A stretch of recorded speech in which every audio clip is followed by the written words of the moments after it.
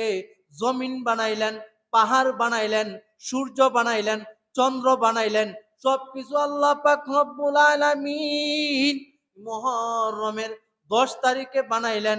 আল্লাহকে জিজ্ঞাসা করে, আল্লাহ আসমান বানাইলেন কিভাবে, জমিন বানাইলেন কিভাবে, পাহাড় বানাইলেন কিভাবে, জান্নাতুল ফিরদাউস বানাইলেন কিভাবে, জান্নাতুন নাঈম বানাইলেন কিভাবে, জান্নাতুল মাওয়া বানাইলেন কিভাবে, দারুস সালাম বানাইলেন কিভাবে, ইল্লিয়িন বানাইলেন কিভাবে, দারুল কারার বানাইলেন কিভাবে। আল্লাহ পাক রব্বুল আলামিন বলেন, আসমান বানাইতে চাই আমি আল্লাহ, তাতেও হাত লাগাই না। জমিন বানাইতে চাই, তাতেও হাত লাগাই না। জান্নাতুল ফিরদাউস বানাইলাম, তাতেও হাত লাগাই না। জান্নাতুন নাঈম বানাইলাম, তাতেও আমি আল্লাহ হাত লাগাই না। আল্লাহকে জিজ্ঞাসা করি, আল্লাহ এই ডেকোরেশন, বিশাল বড় আসমান, 7 আসমান 7 জমিন কেমনে বানাইলা? আল্লাহ পাক রব্বুল আলামিন বলেন, মুহররমের 10 তারিখে আমি আল্লাহ পাক রব্বুল আলামিন পৃথিবীটা সৃষ্টি করেছি। আল্লাহু আকবার বলেন।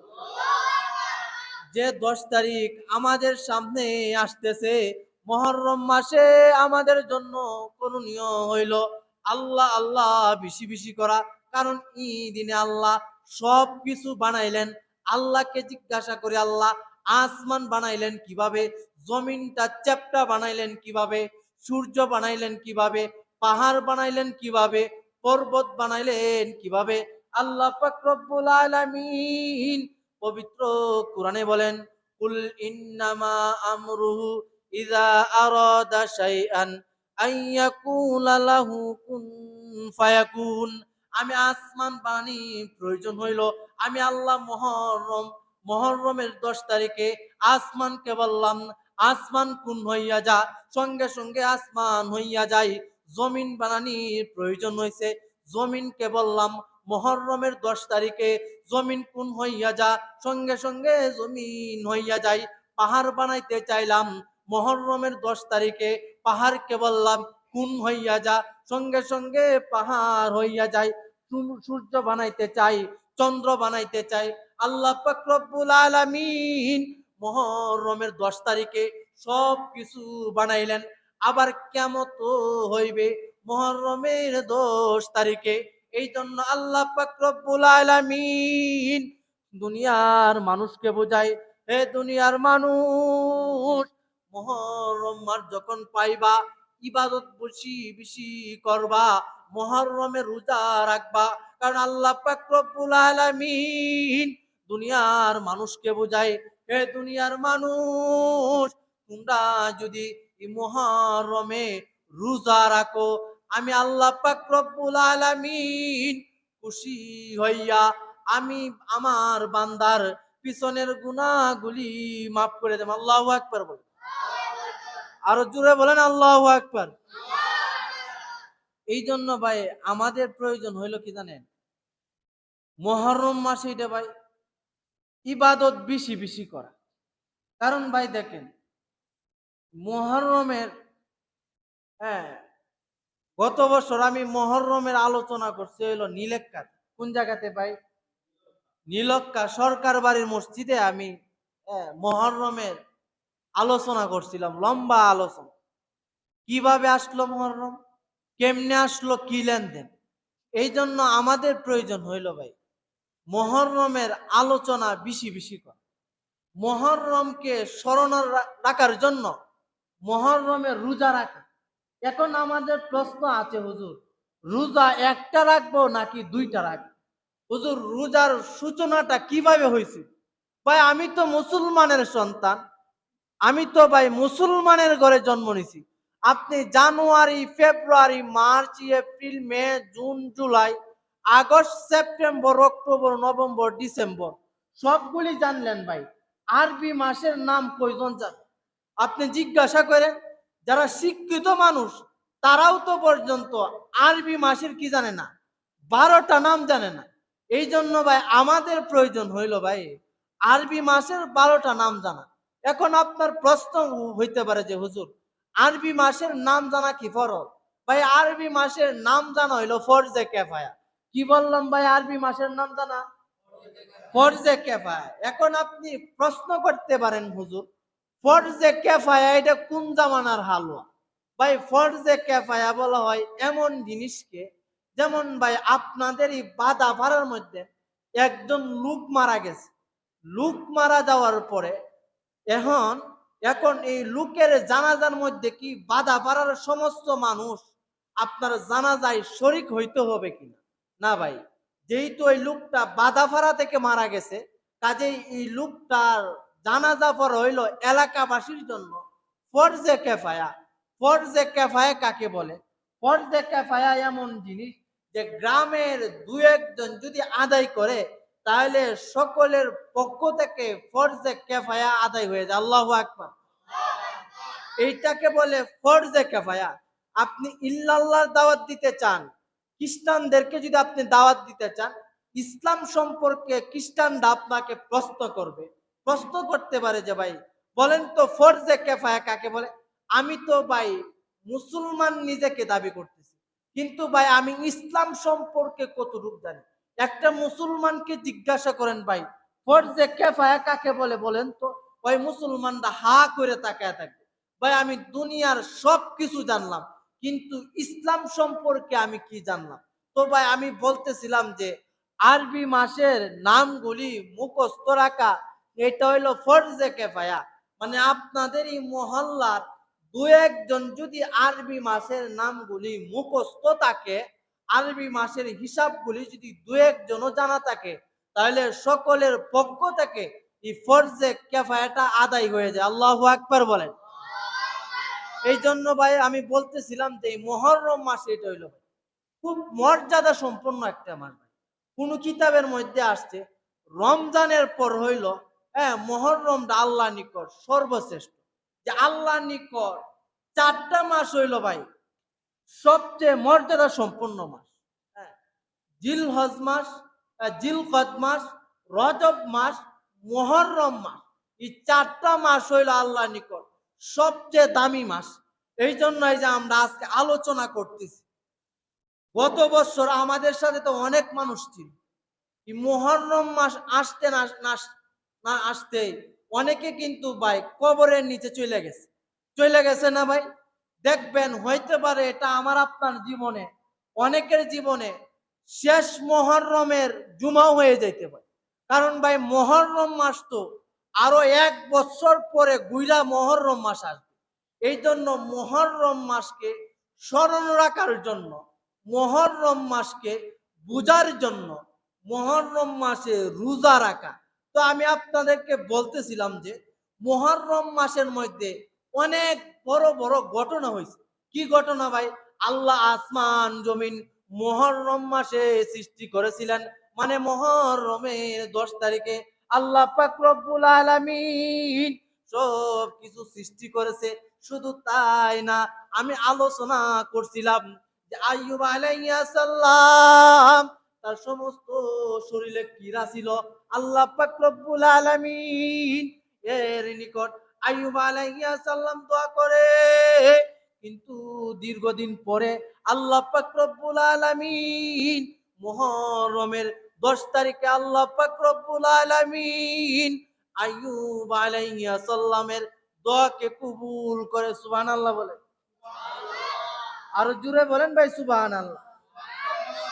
আলোচনা কিন্তু করছিলাম ভাই আইয়ুব আলাইহিস সালামের সমস্ত শরীরে কীড়া ছিল না, সন্তান আদি কিন্তু বার করে দিছিল আইয়ুব নবীর। কিন্তু আইয়ুব আলাইহিস সালাম দোয়া করতে করতে মুহররমের 10 তারিখে আইয়ুব নবীর দোয়াটা কবুল হয়েছিল। আল্লাহু আকবার। শুধু তাই না, আমার আপনার সকলের বাবা আদম আলাইহিস সালাম, আপনাদের মনে আছে কিনা যে সাপে পেটের ভিতরে ডুইকা কি করছিল? আদম এবং হাওয়ারে কি করছিল? ধোঁকা দিছিল না? ধোঁকা দেওয়ার কারণে তো আদম এবং হাওয়া কি করছিল? গন্ধম গাছের ফল খাইছিল। যখন হাওয়া, আমাদের সকলের আম্মা হাওয়া, যখন গন্ধম গাছের ফল খাওয়ার পরে তার শরীর থেকে সমস্ত পোশাকগুলি খুলে গেল, যখন আদম আলাইহিস সালাম দেখলেন, আদম আলাইহিস সালাম যখন গন্ধম গাছের ফলটা মাত্র চিবাইতেছিলেন, দেখবেন ভাই কোনো পেয়ারা জাতীয় জিনিস খাইলে ফলের সুপলাগুলি ঢুকার আগে কিন্তু রসটা আগে ঢুকে। রসটা আগে ঢুকে না? রসটা আগে আগে ঢুকে। তো হাওয়া আলাইহিস সালাম কি করছিলেন ভাই? গন্ধম গাছের পুরা ফলটা আগে খেয়ে ফেলেছিলেন। খাওয়ার কারণে ওনার পেটের ভিতরে ঢুকে গেল। আর আদম আলাইহিস সালাম একটু পরে খাইছিলেন, চাবাইতেছিলেন। তো যখন দেখলেন যে আপনার হাওয়া মানে তার বিবি ফল খাওয়ার কারণে তার পোশাকগুলি কি করলো? পইড়া গেল গা শরীর থেকে। আর আদম আলাইহিস সালাম গন্ধম গাছের ফলটা আপনার চিবাইতেছে, রসটা ভিতরে গেছে, কিন্তু সুপলাগুলি কি কয় না, ভিতরে যায় না। তখন আদম আলাইহিস সালাম এইভাবে আপনার কি করলেন, গলার মাঝে একটু চাপ দিয়ে ধরলেন। এই চাপ দিয়ে ধরার কারণে দেখবেন পুরুষের এই জায়গায় একটা এই জায়গাটা একটু উঁচা থাকে, উঁচা থাকে না ভাই? পুরুষের ওই জায়গাটা উঁচা থাকে যে আদম আলাইহিস সালাম গন্ধম গাছের ফল যখন খায়, রসটা পেটের ভিতরে গেছিল, কিন্তু হাওয়া দিকে যখন তাকাইলো, যখন দেখলো যে এই গন্ধম গাছের ফল খাওয়ার কারণে অপরাধের কারণে শরীরের পোশাকগুলি খুলে পড়ে গেছিল, এই কারণে কি করছিল আদম আলাইহিস সালাম এটা দেখার পরে কি করলেন ভাই, আপনার রসটা পেটে গেল এবং সুপলাগুলি যখন ওই জায়গাতে আসলো, তখন আদম আলাইহিস সালাম এইভাবে গলার মাঝে চাপ দিয়ে ধরার কারণে আল্লাহ পাক রব্বুল আলামিন এই পুরুষের এই জায়গাটাকে উঁচু করে দিন। আল্লাহু আকবার বলে। প্রশ্নটা ভাই মনে রাখেন, কারণ এগুলি হলো সৃজনশীল প্রশ্ন, যে মহিলাদের এই গলার ওই জায়গায় উঁচা নাই কেন? সমান কিন্তু চ্যাপটা একেবারে, কিন্তু পুরুষের এই জায়গাটা উঁচা কেন? প্রশ্ন জাগে না ভাই? আপনার প্রত্যেকটা কথা কিন্তু এই জায়গাতে রেকর্ড হইতেছে। এই যে ভাই আমি আলোচনা করতেছি, এটা লেন্সের মধ্যে ভাই রেকর্ড হইতেছে না? তো তদ্রূপ তেমনি ভাবে যে আপনার এই জায়গাটার মধ্যে উঁচা আছে, উঁচা প্রত্যেকটা কথা আপনার কি কইতেছে, রেকর্ড হইতেছে, প্রত্যেকটা কথা আপনার এই জায়গা জমা হইতেছে। তো হাওয়া আলাইহিস সালাম যখন ফল খাইলেন, সবটা যখন কে ফেললেন, তো ওই জায়গার মধ্যে কি নাই আর ভাই, উঁচা নাই। দেখবেন মহিলাদের এই জায়গার মধ্যে কি নাই, উঁচা নাই, সমান। আর সমস্ত পুরুষের এই জায়গাটা কি, উঁচা। তো আল্লাহ পাক রব্বুল আলামিন যখন এই ফল খাইলেন আদম এবং হাওয়া, তো আদম এবং হাওয়াকে জান্নাত থেকে মুহররমের 10 তারিখে বার করলেন। আদম এবং হাওয়াকে আল্লাহ পাক রব্বুল আলামিন মুহররমের 10 তারিখে সৃষ্টি করেছিলেন। আদম এবং হাওয়া যখন আল্লাহ জান্নাত থেকে বের করে দেন, বের করে দেওয়ার পরে আল্লাহ নিকট দোয়া করে, রব্বানা আতিনা ফিদ দুনিয়া হাসানাতাও ওয়া ফিল আখিরাতি হাসানাতাও ওয়া কিনা আযাবান নার ওয়া কিনা আযাবাল কবর ওয়া কিনা আযাবাল মিজান। অত্যাচার করছি রে মওলা, জুলুম করছি রে মওলা, নির্যাতন করছি রে মওলা, তুই ক্ষমা করনেওয়ালা ছাড়া আর কেউ ক্ষমা করনেওয়ালা নাই। দেনা মওলা আমাকে ক্ষমা কইরা। এইভাবে আদম আলাইহিস সালাম আল্লাহ পাক রব্বুল আলামিন এর নিকট যখন দোয়া করলেন, দীর্ঘদিন যাবত আল্লাহ পাক রব্বুল আলামিনের নিকট দোয়া করলেন, কিন্তু আল্লাহ দোয়া কবুল করে না। কিন্তু একদিন আল্লাহর কাছে বলতেছে, আল্লাহ মুহাম্মদ একটা নবী আসবে, আখিরি নবী রে আল্লাহ, এই নবীর ওসিলা আল্লাহ আপনার নিকট তওবা করতেছি রে আল্লাহ, আমাকে ক্ষমা কইরা দে। আল্লাহ জিজ্ঞাসা করলেন, এ আদম, মুহাম্মদ নামটা কোথায় পাইলে রে আদম? আদম আলাইহিস সালাম বলে, আল্লাহ যখন আমি জান্নাতুল ফিরদাউসে ঢুকি মুহাম্মদের নাম দেখছিলাম রে আল্লাহ, যখন জান্নাতুন নাইমে ঢুকি গেটের মধ্যে মুহাম্মদের নাম দেখছিলাম, যখন ইল্লিয়িনে ঢুকি মুহাম্মদের নাম দেখছিলাম, যখন দারুস সালামে ঢুকি আল্লাহ মুহাম্মদের নাম দেখছিলাম, যখন দারুল কারারে ঢুকি রে আল্লাহ গেটের মধ্যে মুহাম্মদের নাম দেখছিলাম। আল্লাহ তোমার নামের সাথে মুহাম্মদ নামটা আল্লাহ মোটা কইরে লেখা। আল্লাহ শুধু তাই না, তোমার নাম আল্লাহ, আল্লাহ লিখতে গেলে আলিফ লাম লাম হা আল্লাহ অক্ষরের জয়, আল্লাহ অক্ষর লিখতে গেলে 6টা অক্ষরের প্রয়োজন হয়। মোহাম্মদ অক্ষর লিখতে গেলে 6টা অক্ষরের প্রয়োজন হয়। তদ্রুপ তেমনি ভাবে আল্লাহ পাক রব্বুল আলামিন দুনিয়ার মানুষকে বুঝায়, হে দুনিয়ার মানুষেরা, দেখ আমি আল্লাহ পাক রব্বুল আলামিন আদম যখন দীর্ঘদিন যাবত কান্নাকাটি করলো, কান্নাকাটি করার কারণে আমি মুহাম্মদের উসিলায় 10 মুহররম আমি আল্লাহ পাক রব্বুল আলামিন আদম আলাইহিস সালাম এর দোয়া কবুল করি। সুবহানাল্লাহ বলতেন না? তে ভাই আদম আলাইহিস সালামের দোয়া কোন দিন আল্লাহ কবুল করছিলেন ভাই? আর একটু আস্তে বলেন, আর একটু আস্তে। কত তারিখে আল্লাহ কবুল করছিলেন? 10 মুহররম আল্লাহ কি করছিলেন? আদম আলাইহিস সালামের দোয়া কবুল করছে। ভাই আমাদের সন্তানরা তো ইসলামী শিক্ষায় কোন শিক্ষাই দিন। আপনার ছেলে দিন ভরা ঘুরাইতেছে, ছেলেটা একটু পাড়াইতে পারলেন না? মাগরিবের সময় আসরের সময় একটু পাড়াইতে পারলেন না যে কোরআনটা একটু পড়ে যায়? কারণ ভাই 14 বছরের একটা ছেলে যখন পারে বলে যে হুজুর কুল আল্লাহটাও জানি না, কষ্ট লাগে না ভাই? কষ্ট লাগেনি যে আমি এনে বয়ে কি করি? আমার কাছে আইলে সমস্যা আছে? আয়া শিখলেন তো যে এটা আমি পারতেছি না, এটা আমার শিখায়। ভাই অনেক মুসলমান আছে যে কালিমাটা জানেন, আপনি যদি বিশ্বাস না করেন জিজ্ঞাসা করেন। এক লোকের জিজ্ঞাসা করছিল তবলিগ জামাতের লোকের, বলেন তো কালিমাটা কি? লা ইলাহা ইল্লাল্লাহ, নৌকার মালিক তুই আল্লাহ। নাউজুবিল্লাহ, আগামীকাল বলি।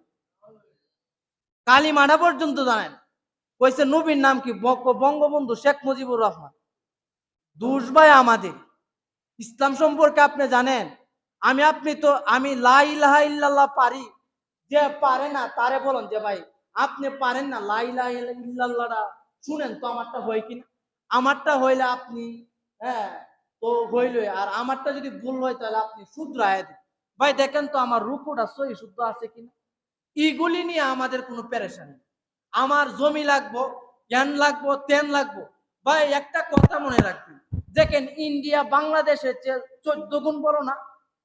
ইন্ডিয়ার নরেন্দ্র মোদী চায় যে চট্টগ্রামটা কি করতো, তাদের আন্ডারে দখল করে নিত। কি করতো ভাই? সেন্ট মার্টিন এই জায়গাটা চায় তারা কি করতো ভাই? আপনার পর্যটন কেন্দ্র মানে ইন্ডিয়ার তুলনায় বাংলাদেশ একেবারে ছোট্ট না, কিন্তু তারা 14 গুণ বড় হওয়ার পরেও তারা চায় কি করত, চট্টগ্রামটা তাদের আন্ডারে নিয়ে যেত। দেখেন ভাই আমি বুঝাইতেছিলাম যে মানুষের পেট ভরবে না আপনি যদি রায়পুরা থানার মালিক হয়ে যান। ধরেন পুরা রায়পুরা থানাটার সমস্ত জায়গা আপনার, আপনি বলবেন না আমার আরেকটু লাগবে, আমার শিবপুর থানাটা লাগবে। পুরা নরসিংদী জেলাটাও যদি আপনার হয়ে যায়, আপনি বলবেন না আমার আরো লাগবে। 5 কোটি টাকার মালিক হয়েছেন, আপনি বলেন না আমার আরেকটা লাগবে। আপনার ঢাকা বাড়ি আছে, আপনি বলবেন না আমার গুলশান বাড়ি লাগবে। আপনার দেশের মধ্যে অনেক বাড়ি আছে, আপনি বলবেন যে আমার আমেরিকা ওয়াশিং টাওয়ারের পাশে একটা বাড়ি লাগবে। মানে মানুষের মুখ ততক্ষণ পর্যন্ত ভরবে না যতক্ষণ পর্যন্ত মুখের মধ্যে মাটি না পড়বে। মানে যতক্ষণ পর্যন্ত এই লোকটা না মরবে ততক্ষণ পর্যন্ত কি করবে না ভাই, তার মুখ ভরবে না। কাজে আপনাকে আমাকে জানতে হবে যে মুহররম মাস এটা অনেক মর্যাদা সম্পূর্ণ মাস। যে আদম আলাইহিস সালাম গন্ধম গাছের ফল খাওয়ার পরে দুনিয়াতে দীর্ঘদিন আসা কান্নাকাটি করার পরে আদম আলাইহিস সালামের দোয়াকে আল্লাহ পাক রব্বুল আলামিন 10 মুহররমে কবুল করছিল। আল্লাহু আকবার। এখন প্রশ্ন আছে হুজুর যে রোজাটা কেন রাখল লাগে? রোজার এটা কোন জায়গা থেকে আইছে? রোজার নানার বাড়ি কোথায়? রোজা কোন সূত্রে আইছে ভাই? জানার প্রয়োজন আছে না ভাই? একটু আসতে বলেন না, জানার প্রয়োজন আছে তো ভাই? আল্লাহ নবী সাল্লাল্লাহু আলাইহি ওয়াসাল্লাম রাস্তা দিয়া কোন জায়গায় মক্কা থেকে মদিনায় যায়, আল্লাহ নবী সাল্লাল্লাহু আলাইহি ওয়াসাল্লাম দেখতেছেন যে ইহুদিরা 10 মুহররম রোজা রাখে। আল্লাহ নবী ইহুদিদেরকে জিজ্ঞাসা করলেন হে খ্রিস্টানের দল, হে নাসারার দল, হে ইহুদিদের দল, তোরা কেন এই 10 মুহররমে রোজা রাখস? তখন খ্রিস্টানরা বলে হে মুহাম্মদ, আমরা বলি সাল্লাল্লাহু আলাইহি ওয়াসাল্লাম, যে বলতেছেন হে মুহাম্মদ আমাদের নবী মুসা আলাইহিস সালামকে আল্লাহ পাক রব্বুল আলামিন নদী থেকে কি করছিল? আল্লাহ হেফাজত করছিল। আর ফেরাউনকে নীল নদীতে ডুবায়া মারছিল। এই কারণে আল্লাহ পাক রব্বুল আলামিন এর শুকরিয়া স্বরূপ এই জন্য আমরা এই দিনে শুকরিয়া স্বরূপ রোজা রাখি।